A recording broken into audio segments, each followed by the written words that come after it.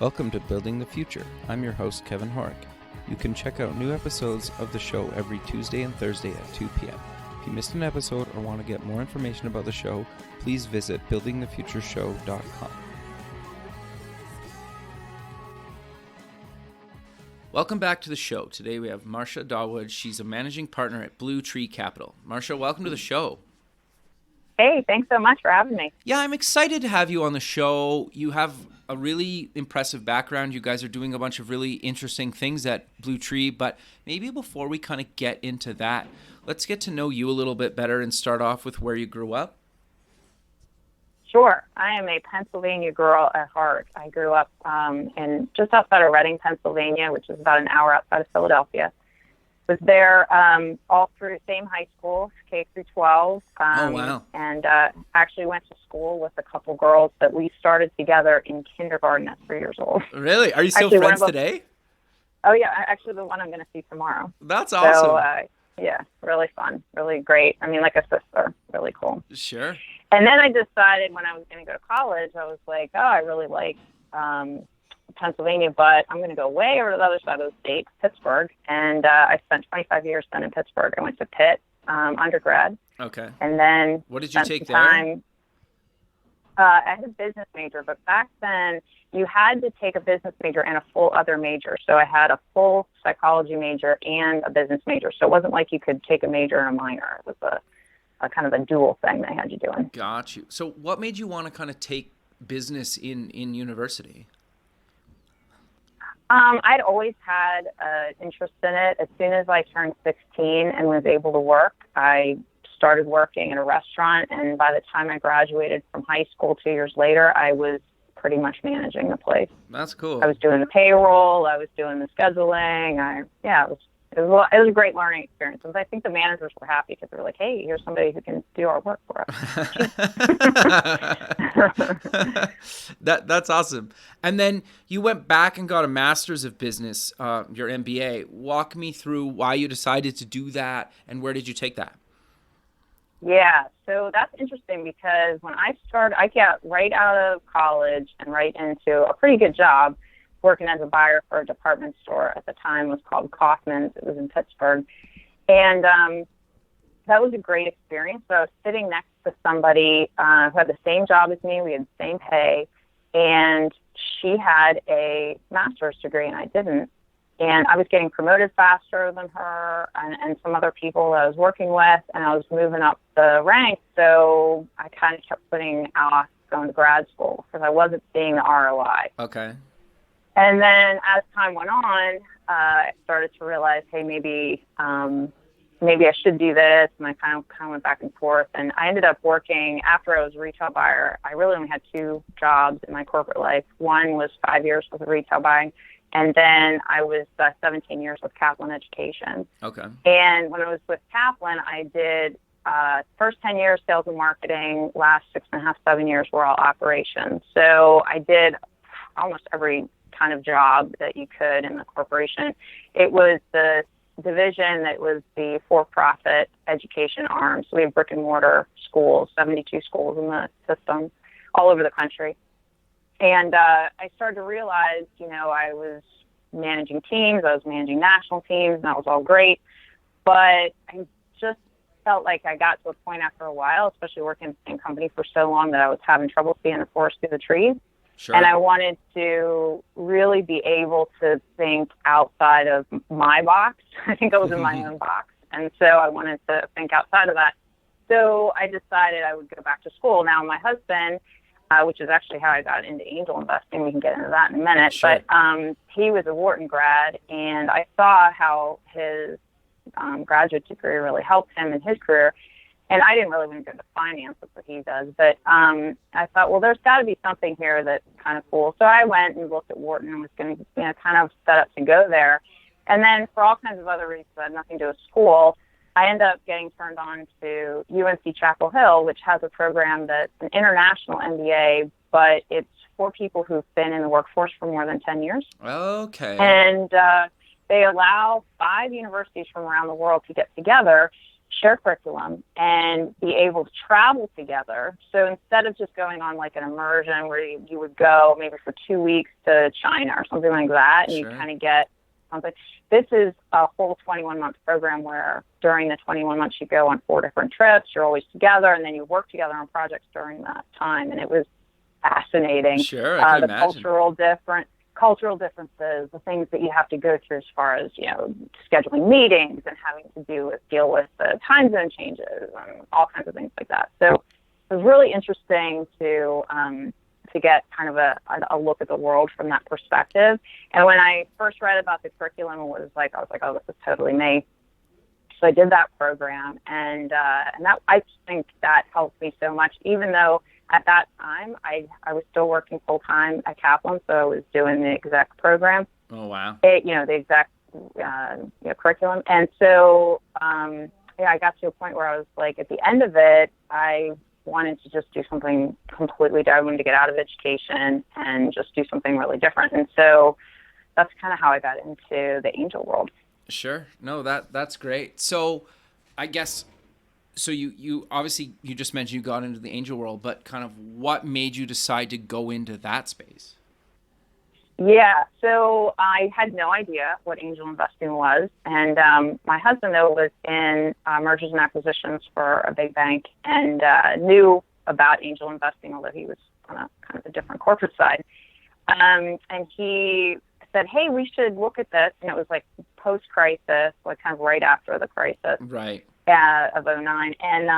And he was saying, hey, we've got to look into some alternative investing ourselves. Maybe we should take a look at this whole angel thing. And we met Catherine Mott, who is the founder of BlueTree Capital in Pittsburgh. And we had a meeting, and I remember with her individually, and then we went to one of the BlueTree member meetings. And I remember sitting there thinking to myself, oh my gosh, I don't know what they're talking about. What is a convertible note? And, Sure. all of these terms are being for pre-money valuation. And I'm asking my husband, I'm like, what does this mean? And he's like, I'm not really sure. I think this is like angel speak.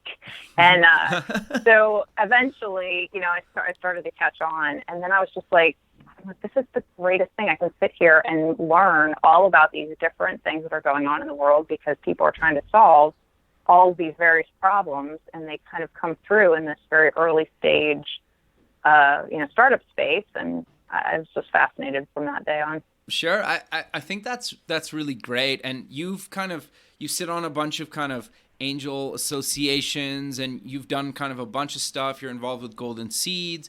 You've kind of really done a lot for the kind of investment in angel community, and you're still doing a lot. But I'm kind of curious to step back just 1 second on something.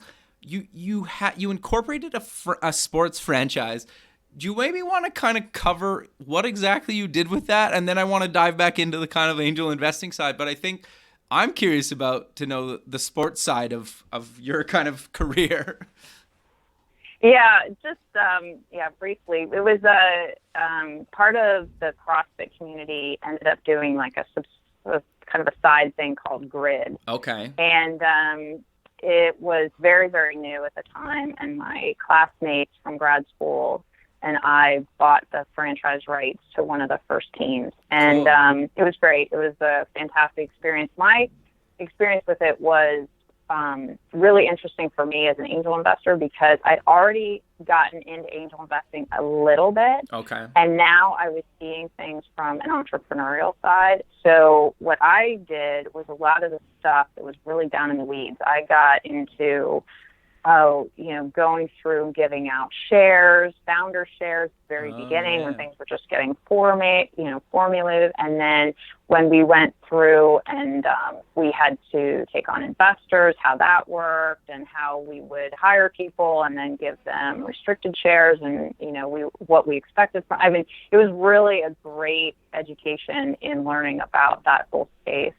Sure. And then I guess it's nice that you've been through that. So when you have an entrepreneur come to you and say, I need some investment, you at least you've been there, you've done that, where I think a lot of kind of angels or any investors haven't actually been in the shoes of the person that's trying to get investment, at least in my experience.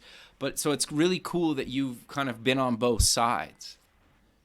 Yeah, I have to say, I wouldn't have done it on my own, but my classmates were really great about pushing me and helping me to learn about it, and it is extremely helpful. What I see with entrepreneurs today that is that where they sometimes get themselves into a little trouble early on is they haven't thought through the whole funding cycle of their business. Sure. And in the beginning, they think, oh, I have this great idea and I'm really excited about it and I want to be able to get some money so I can go ahead and start working on it. And they sometimes give away a little bit more equity than maybe they should, or they put terms in a convertible note that maybe aren't so favorable to them. And so what I try to do is take a step back with them before they ever make, if I'm there early enough, sure. And try to say, hey, let's make sure we think about not only what's going to happen now, but how, if it is a convertible note, how would it convert later, and when do you think that would happen, and then do you think you'd have to raise again, and how do you think you'd exit this, and so I actually built an Excel model to help visualize. That's for people. It has all these like fancy little toys on it that'll help you to see, oh, I gave away this much equity at the beginning, and then in the second round, and then the third round, and so it helps so that at the end you can kind of go through the entire thing in 15 minutes and be like, wow, this is what would happen if I exited, and how much down I'd be. I started with 100% of my company and now I'm down to 8%. Sure. Yeah, that's never good. I think that's actually really interesting and kind of a totally different way to kind of approach it. I think a lot of investors would never kind of care that much to actually do that, right? And at least in my experience, they kind of seem like, well, it's up to you, right? Or it's up to the person trying to raise money to sort out kind of their future and how much they want to give away or not give away. So I think it's really cool that you do that, and you provided a tool to the people that you're going to potentially invest in, and you kind of show them the reality of that. I think that's really cool. So yeah, well, you just think about it like it's a long-term relationship. Sure. You have with this person, so it's kind of like a marriage. And sure. Gotta take care of each other. No, that makes a lot of sense. So what exactly is kind of BlueTree, and what do you guys kind of invest in? Yeah, so BlueTree Capital has a couple different arms to it. There is an angel network where angels get together, look at deals, and then they make individual investments. Okay. We also started, Catherine Mott, the founder, and I started a fund, a little annual fund that we put together each year, and we allow the members to put some capital into that, and then that fund invests alongside what the network decides to do. And the advantage there is that we were hearing a lot from people that they wanted to have a more diversified portfolio. Okay. And sometimes that can be hard if you have to write some fairly decent-sized checks over and over and over again just to try to get 10 to 15 companies in your own portfolio. Sure. And when you put some capital into a fund and then are able to invest in 6 to 8 companies with the same amount of money that you might have invested in one company, now you've just spread out your risk a little bit and diversified yourself. So that's been working really, really well. We're in our second year of working with that right now. And then I would say the model is pretty much 45% tech, 45% life science, and maybe 10% or less in consumer goods. Okay. No, very, very cool. So I'm curious then, what do you guys kind of look for? If I have a company and I'm looking to, get some investment from you guys, what are you guys looking to the entrepreneur to provide you guys so you'll even maybe take a meeting? Let's start there. You don't know who I am. I have an idea in one of the spaces that you guys play in. What are you looking for me to provide to you guys to say I want to set up a meeting and, let Kevin pitch to you? Right. The best way to do that really in any city is to get to know the ecosystem of your city. Are there incubators, accelerators? Are there networking events where you can start to go and meet people and talk to people and ask for, some advice on who funds what kind of companies? Because it's really dependent on the appetite of the group. Sure. If some groups have more of an appetite for life sciences because they have more scientists or scientific people that are in the group, life sciences tend to take a lot longer, so you kind of have to have more of an appetite for that. Okay. Some people want to play more in a tech space because, sort of, it's a quicker return, maybe. Not all the time, but it Sure. can be. And so I think that that's what an entrepreneur could go about that, is really just to start networking in their own community. And if I were going to, I have people introduced to me pretty often, different entrepreneurs who are looking for some help. And at that point, I would just want to talk to them and have them show me a little bit of their, 2-page executive summary to start with, and just give me the high level of what they're trying to do. And then I kind of ask them some questions based on that. And then, we can get into, sometimes I might not be the best person for them to talk to. Maybe it's something, something that's more technical, and I know somebody who knows that space really well, and I would refer to them. So it's like just kind of a matter of all that. Sure. So do you guys just invest in kind of the Pennsylvania area, or do you guys kind of do stuff kind of all across the states, or walk me through that? We have great relationships with our colleagues throughout the country. So we do a lot of syndication to share deal flow throughout. And that a lot of that has to do with the fact that I am, as you mentioned earlier, I'm on the board of the Angel Capital Association, which is the U.S. Trade Association for Angel Investing. And Catherine Mott, who's the founder of BlueTree, she was the chairwoman of that organization a couple years ago. So fortunately from that, we have a great network of colleagues who are doing the same thing that we're doing. However, we do have a soft spot in our heart for people in Western Pennsylvania or Pennsylvania in general.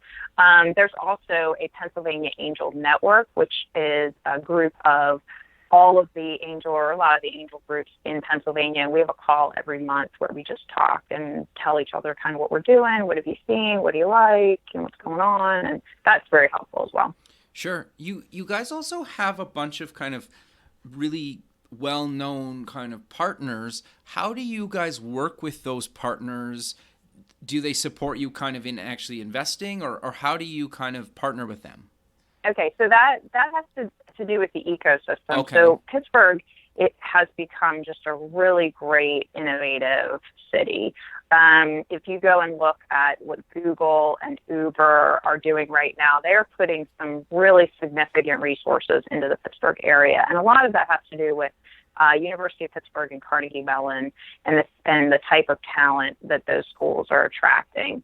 And so if you look at some of the incubators, accelerators, that would be like the Innovation Works, Alpha Lab Gear, they are all trying to help build up this ecosystem. And so if there are people that are coming out of, some really, really smart, talented people coming out of these universities who have these great ideas that maybe they even formulated while they were at the university, there still needs to be a lot of help to form a company around that.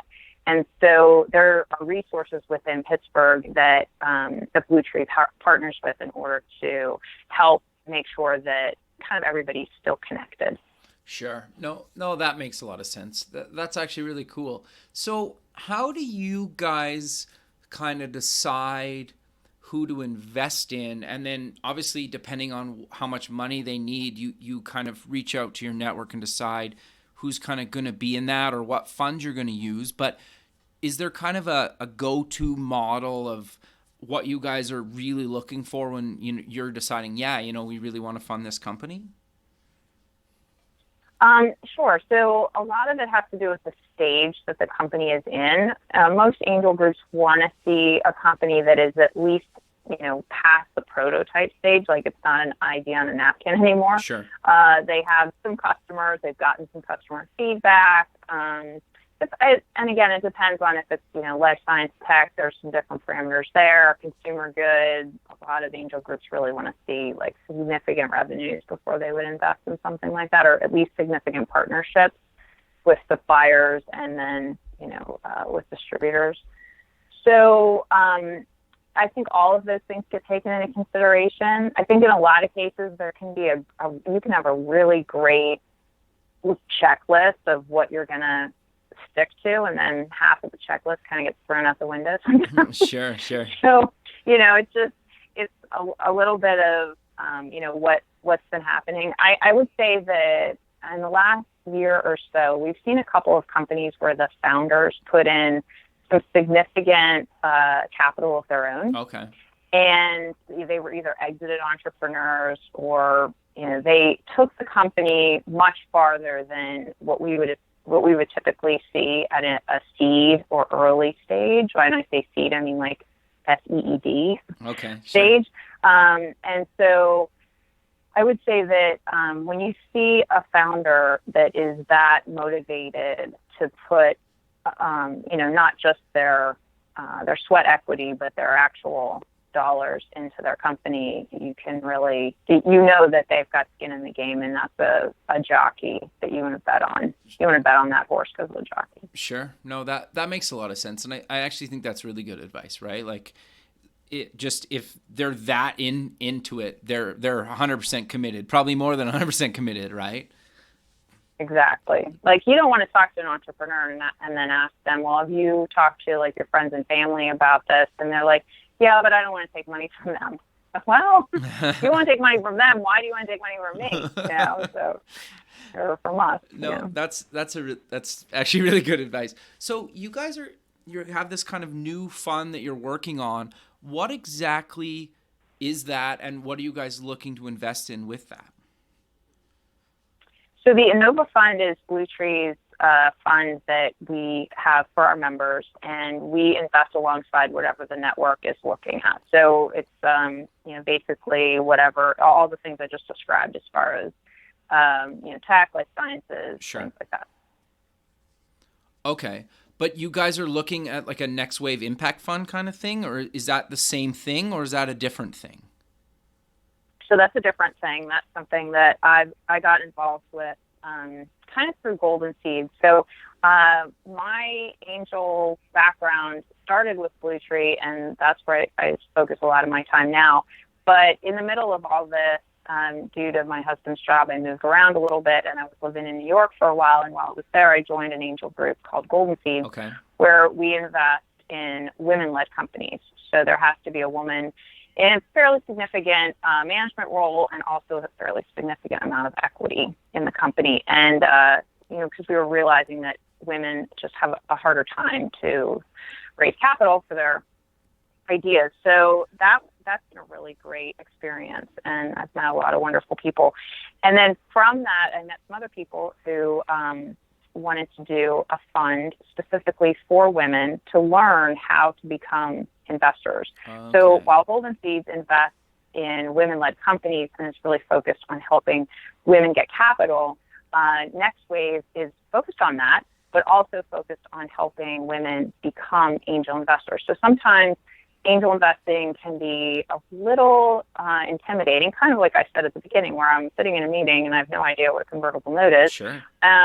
And so what we're trying to do is give a way that has a very low barrier entry, so that people can come in and they can get the education and learn about this space before necessarily committing to an angel group where they have higher dollar commitments that they need to make. Got you. So is BlueTree involved in this at all, or no, it's more of a Golden Seeds kind of thing, or how does that kind of work?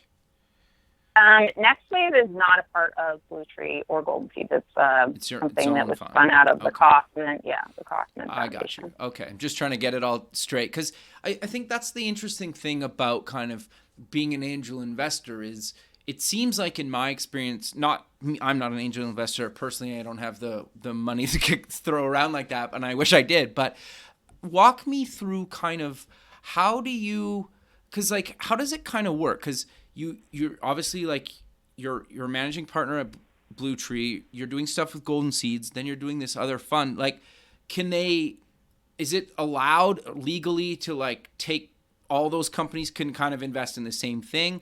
Do they have different verticals they play in, or does it not really matter? Is it kind of up to the fund or the companies, or how does that all kind of work together?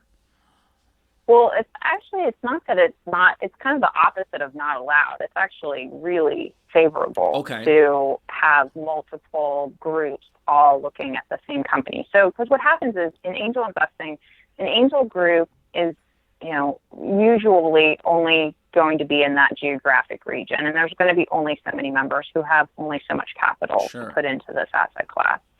And it is a very, just as a disclaimer, it is a very risky asset class. Sure. And so, we always try to make sure that people aren't investing, more than they should. Sure. But in that same breath, we're trying to make sure that a company who needs to get up to a certain amount of capital can get that. And it's, typical angel deals, I use the term loosely, but is about $1 million to $2 million is what they're looking for. Okay. Well, there are very few angel groups out there that can corral to $1 million on their own. Gotcha. So they really need to syndicate with other partners. Now, I am involved in 3 groups. They're all completely different. They have a completely different process, completely different deal flow. However, there are times there's crossover. And because I'm in all 3, I kind of help the groups to be able to see, hey, I think you would like this, or maybe you would like that, and this and that. So it just depends on what the company is that we're looking at. But syndication is really an area that the Angel Capital Association is very supportive of and want to promote lots of collaboration across the country because of that very need of the companies needing capital, and they can't necessarily get it in their own backyard. They have to go out and raise from other places. And that, as hard as it is, it's much easier when you have a warm introduction and you can say, oh, I know so-and-so, and I'll be able to help you, and I'll be able to get you to, whoever's in charge of deal flow, so that you might be able to, I know that this particular angel group likes this type of company, that type of thing. Got you. No, that makes a lot of sense. And I've always kind of maybe wondered that maybe that's a selfish question for me personally, because I always kind of wondered, right? Like I've met a few kind of angel investors where they're involved in a bunch of kind of different companies. And at first it's kind of like, well, why? But it totally makes sense, right? Because you're right. Sometimes it's just to your point, like different verticals or different parts of the country or whatnot. And I'm assuming that, like you said, most angels can't just write like $1 million checks, right? I'm sure there's some that can, but like the average person can't, very right? Few. So, yeah. But I am curious to know for you, or not necessarily, for anybody to be an angel investor, is there, I've heard kind of like you should take maybe a certain percentage of your net worth, or is it kind of a certain percentage of a certain percentage, or how does that how do you decide how much to put in and say, like, you know what, I want to be an angel investor, I'm willing to put in X amount of dollars? And then, answer that first. I'm curious to know about that. Okay, so everyone who makes these types of investments in the United States needs to be what's considered an accredited investor, and there's an accredited investor definition based on income and based on net worth. Okay. So if you meet the definition of accredited and you want to be making angel investments, it is, quote unquote, recommended by the powers that be that you really don't invest more than 5 to 10% of your net worth. Okay. And diversification is very important. So in most groups, you won't see them writing checks for more than $20,000 into each company. Gotcha. And what we recommend is really that people take a look at making a decision at the beginning of the year so that you don't kind of go crazy. I mean, you could be in a meeting and be like, oh yeah, I like that. And while that's really, great for entrepreneurs, you also have to be careful that you don't end up in a bad situation. So we try to just say, listen, it's best. And also it's probably best if for the first 6 months or so, people don't invest anything. First 6 months to a year, don't invest anything. Like, just watch, like, learn, look around. Like, you might think, oh, this is a great deal, this is the next Google. No, it's not. So you've got to, just be really careful before you start making investments, and then just start small. In a lot of cases, you can make a $5,000 to $10,000 investment in a company, and as long as you're not the only one standing there, too, you got to be careful about that too. That's another reason why we like to syndicate. An angel group doesn't want to put in $100,000 collectively. $100,000 into a company, and the company needs $1 million, and then nobody else comes in. Right. Well, they're going to burn through that $100,000 quickly, and then there's nobody else at the party, and the company, goes bankrupt because they couldn't sustain themselves. So part of the whole syndication effort is really so that everybody wins. The entrepreneur wins because the company is going to move forward, but all the other angel groups, they want to bond together so that they can make everything stronger. No, that makes a lot of sense. And correct me if I'm wrong here. It seems also like if you have investors, even if they own, I don't know, like 1% hypothetically, let's say. So there's say maybe 10 angel groups across the country, and they each own 1% of a company. They're going to be more likely to promote the companies that they invest in their geographical location than if it's just one, group in one geographical area, correct? Like it just seems like it's almost better to spread your investment over the nation than just have one geographical location, because obviously, you have a bigger network, right, of people promoting their investments. That's exactly right. And also, you want the network of all of the angels that are in the deal with you. So if you have, let's say 4 angel groups, and each angel group had, I'm just going to make up numbers here, 10 investors. Yeah. That's 40 people that you can call on now if you need an introduction into a certain company. Like if you're a food product and you want an introduction to like a Kroger's or a Whole Foods or something like that, now you have this vast network that you can call on. Sure. No, that makes a lot of sense. And I think that's actually really interesting. So is there, and I guess my question is like, obviously you guys do a lot of stuff that's outside of kind of Silicon Valley. And I'm really curious to know your thoughts on kind of, do you really need to move to the Valley anymore to be a startup? I personally don't think so. I know there's a couple different camps out there on that. Sure. There is a lot going on, especially in places like Boston, New York, Austin, Texas, and even in places like Pittsburgh, Chattanooga, Tennessee. I mean, there is innovation happening everywhere. And I think that what we need to start to look at is the things that are in our own backyard, and let's help the people in our own communities. I mean, the whole idea about angel investing is, sure, there's a return on investment that people want, and yes, it has to do with money. But at the end of the day, you really need to be in this because you care about creating jobs, especially in your community. And this is the best way to be able to do that. You're not just giving people fish, you're teaching them to fish. So if you're into philanthropy, this is a really cool kind of different spin on philanthropy, because you have a way of helping people to be able to create jobs that just help your community get better and better.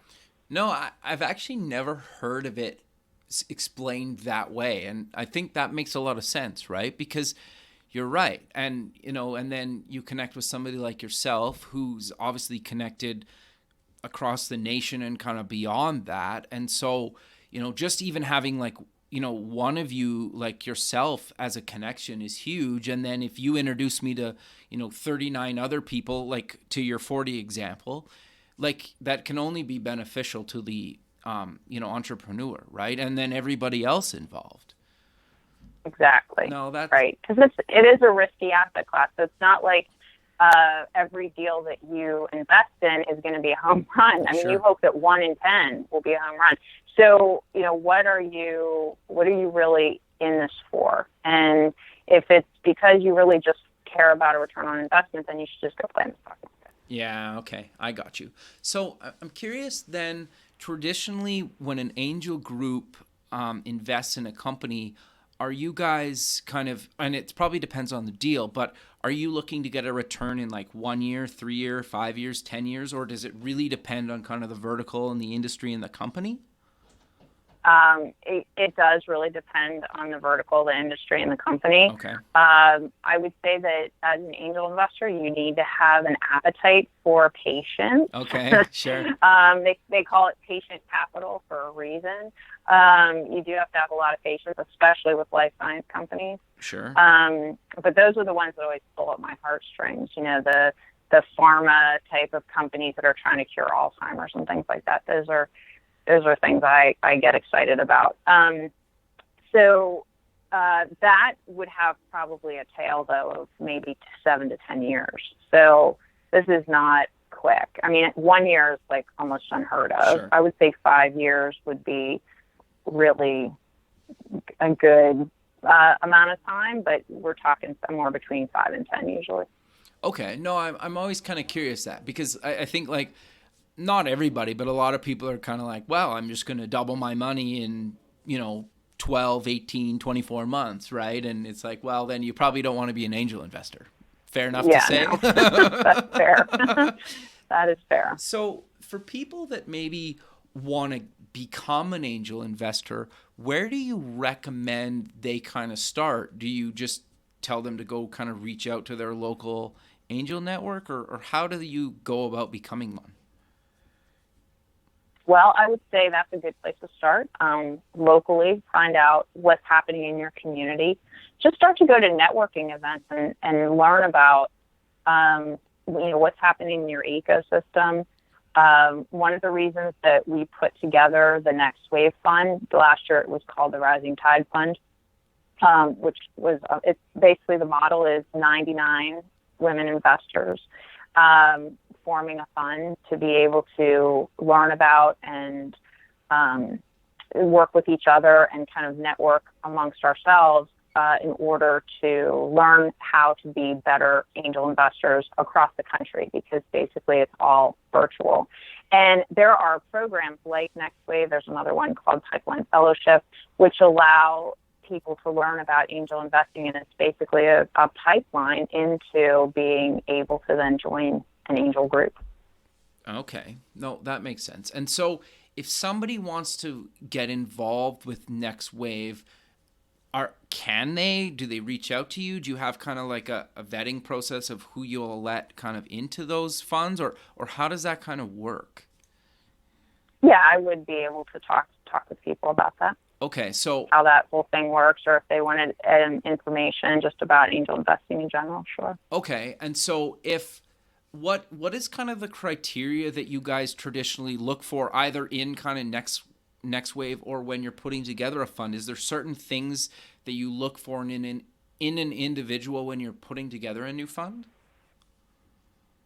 Well, like I said, every investor needs to meet the accredited investor so definition. After that, though. Yeah, so that's important. Sure, yeah, fair. All the lawyers would tell me I absolutely had to say that. Sure.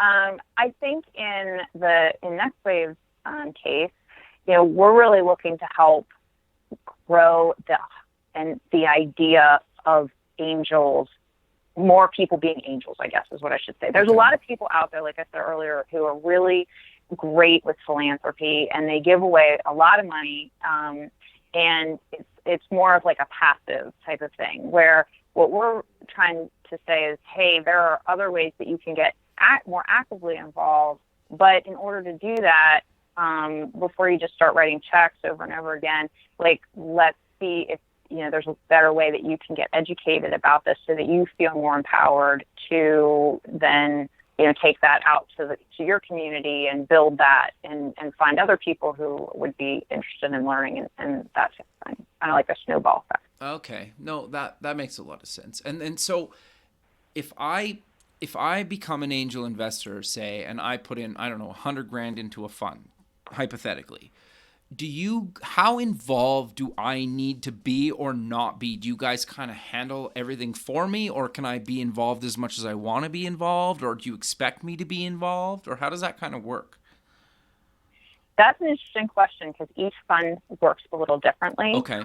There are some funds that people invest in, and they write the check, and then they never really hear anything until there's an update whenever the fund managers decide the update's going to be annually, quarterly, whatever that is. Okay. With Next Wave, what we have tried to do is let people be as actively involved as they can. So we have monthly online events where companies come present their ideas to us. Oh, interesting. And that is something that the members of Next Wave get to see, and they can do it for 1 month and maybe not the next month. They can do it every month, no month. It's really, they can be as actively involved as they want. Of course, we want everybody to be as actively involved as possible. But sometimes obviously life gets in the way, and you can't be involved all the time. But the idea is the strength. I think in any angel group, the strength of the group comes from the engagement of the members. So if you have a lot of engagement from your group, then that's just going to make the experience, not just for the members, but also for the entrepreneur dealing with that angel group, that much better. Okay. No, that makes a lot of sense. And maybe this is kind of a weird question, but if I'm part of an angel group and that group decides to invest and take, whatever money that I put into that, am I allowed to put in extra money into certain companies, or is that kind of, no, you put your money in and that money's just going to come from, the fund that you put money into, or does it not really matter? Oh, that's a good question.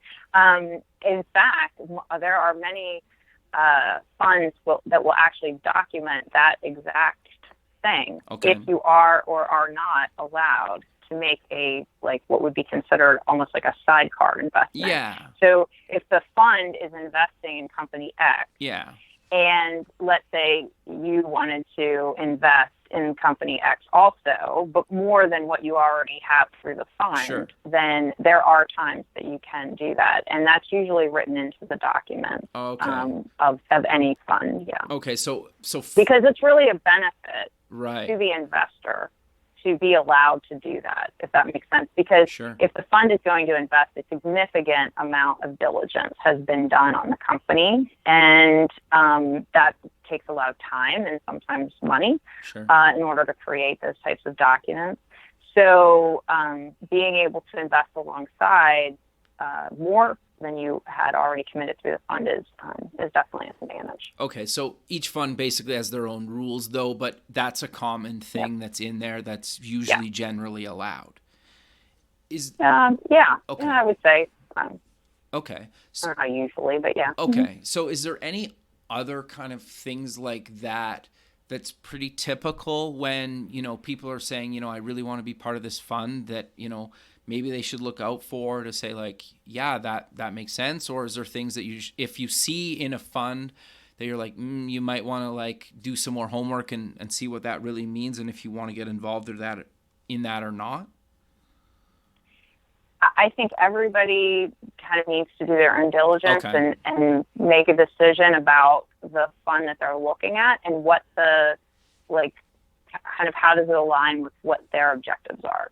Because every fund is going to be a little bit different as far as how, about the risk tolerance and the types of things that they're investing in, the managers and how that's going to work, how active, how passive can they be, can they make side investments, all of those things that would be taken into consideration. Like if I were, looking to say, I'm going to go and invest in a fund and I'm going to compare like 5 funds next to each other, for example. Got you. I would just want to make sure it aligned with what my investment thesis was. Okay. No, that makes a lot of sense. But sadly, we're coming to the end of the show. So let's close with mentioning where people can get more information about yourself, BlueTree, and any other links you want to mention. Sure. You can find me on LinkedIn. I have a fairly uncommon name, so Marcia, Marcia, my first name, Dawood, my last name, Dawood. So you can find me there for sure. You can also email me at Dawood, Dawood, MR, at BlueTreeCapital.com. Perfect. Well, I really appreciate you taking the time of the day to be on the show, and I look forward to keeping in touch with you, and have a good rest of your day. Great. Thanks so much, Kevin. Thanks. Bye.